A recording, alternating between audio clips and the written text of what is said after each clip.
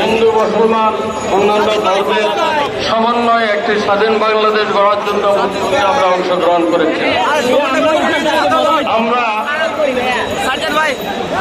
ভৌগোলিক স্বাধীনতা অর্জন করলেও বৈষম্য বিরোধী ছাত্র আন্দোলনের সমন্বয়ক সার্জিস আলমকে ঘিরে কিন্তু আমরা দেখতে পাচ্ছি যে কড়া নিরাপত্তা, জনগণের উপচে পড়া ভালোবাসা আমরা দেখতে পাচ্ছি যে সমস্ত ছাত্রছাত্রী কিন্তু এক হয়ে কিন্তু ইতিমধ্যে কিন্তু আমরা দেখতে পাচ্ছি যে সার্জিস আলম কিন্তু ইতিমধ্যেই উপস্থিত হয়েছেন আমাদের মাঝখানে। আমরা দেখতে পাচ্ছি 1971 সালের পূর্বে 15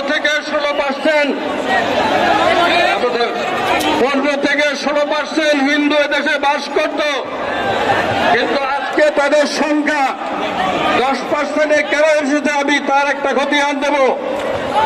1971 সালের পরে এদেশে হিন্দুদের বাড়িঘর লুট করে কারা জমিদারি করেছে, কাদের দখলে আছে, কোন প্র্যাকটিসিং মুসলমানের দখলে আছে কিনা আপনারা খোঁজ নিয়ে দেখেন।